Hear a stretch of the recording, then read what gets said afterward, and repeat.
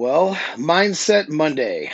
So I made fun of the law of attraction and the secret yesterday, in a very accurate description of of that book and production and idea. But the question comes about though, which is, doesn't mindset matter though? Isn't what we think about, doesn't those positive thoughts doesn't the things that we focus on manifest things for us? I mean, doesn't that matter? And so we're going to talk about that and how that actually works. I'm Paul from Apex Mindset, relationship coach and NLP, EMDR, and master hypnotherapist. So, okay, so your thoughts do matter. Let's look at how it actually works versus what that publication claims, okay? And this will apply in your relationships too. So there's a thing called the reticular activating system, which is basically a bundle of nerves at our brainstem that filters out unnecessary information. So when you focus on, so you have so much information that you're inundated with day in, day out. Most of it is inconsequential, and everything that you're inundated with goes into your mind, all right, through your sensory systems. Most of it will get, it'll get stored someplace, but most of it you don't access, right? Because it's not important.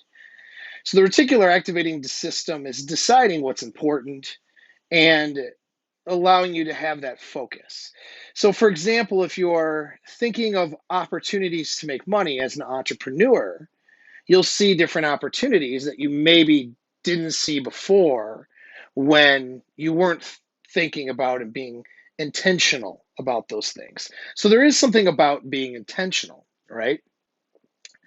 But here's where it doesn't work. It's not this spiritual component that the book and movie and the popular, you know, um, movements, whatever the secret whole that whole law of attraction claims. All right, it's just how your brain works. But you have to understand the difference because one can actually be dangerous, essentially, or at least harmful, and the other is going to help you. So first of all, I can't just think and be intentional about stuff and expect things to happen magically. Action needs to happen, okay?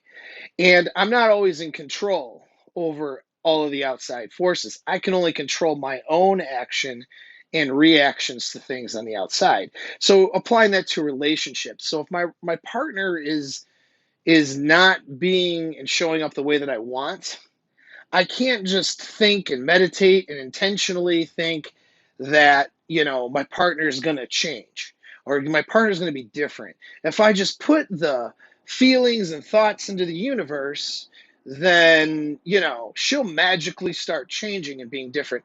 That's not how it works.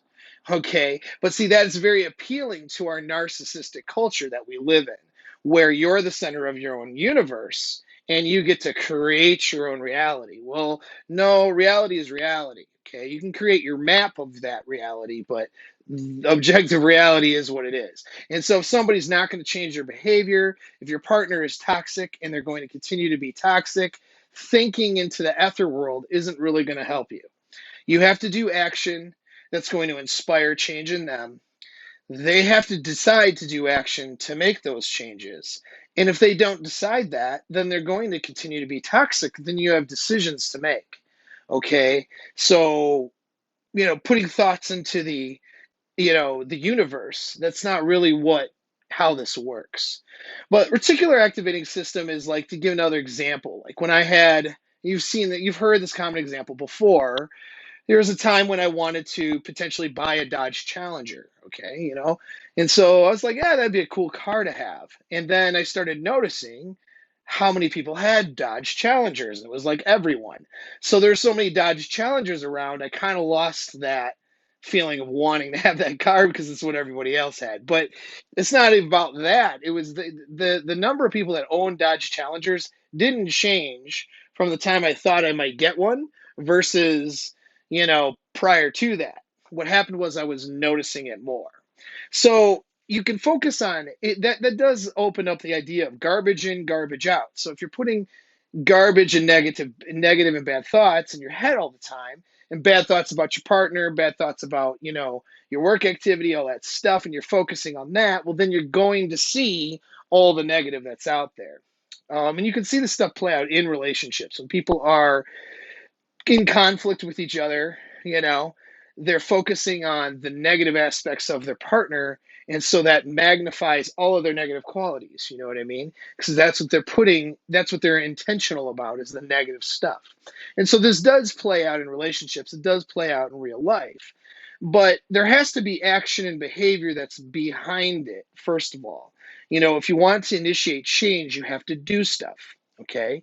And then the second thing is you have to understand that if you don't believe something really, if it's not something that you really perceive as a reality, then thinking and focusing on that thing in that manner can actually be harmful. So here's an example. They've done some research on this too with doing things like affirmations. So let's say you're wanting to make $1 million in the next 3 months. And so you're thinking and doing affirmations, I'm going to make $1 million, I'm going to make $1 million, okay? But you don't truly believe that you're going to make $1 million in 3 months. None of the actions you're doing are making it evident to you that you're going to make 3 million in 3 months. And so what ends up happening is this is why when you focus on something sometimes, that goal eludes you. It goes away.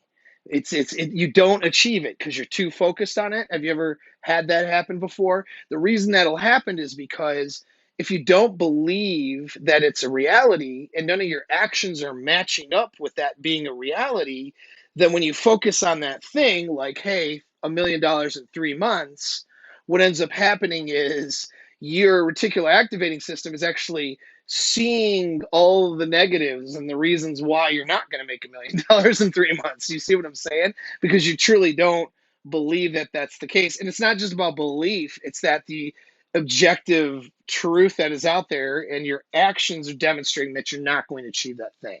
And so maybe you need to make your goal then more realistic and more matching with what is logistically possible with where you're at. It's not just about trying harder and believing harder, because that's going to lead you to not achieving your goal harder. Okay. And so that's where it's not just about your thoughts. It's not just about your feelings. It's not putting thoughts into the other region, but your mindset does matter. Okay.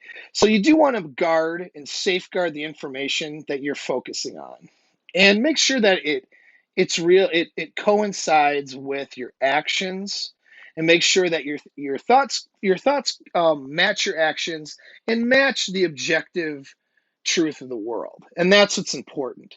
Yes, your mindset matters. Your mindset can be the success, the difference between success or failure. And this could be success or failure with women, relationships, with business, with combat, okay, with anything. But again, your mindset has to match your actions and it has to match the objective world. And that's the thing that the law of attraction and the secret in that book series leaves out. Well, I'd say that's pretty important, wouldn't you think? So slide your finger over, hit subscribe. Thanks for tuning in for this Mindset Monday. I'm going to try to do more Mondays where we just talk about mindset stuff. If you have any questions or other things that you would like me to talk about, say so in the comments. Thanks again for your support.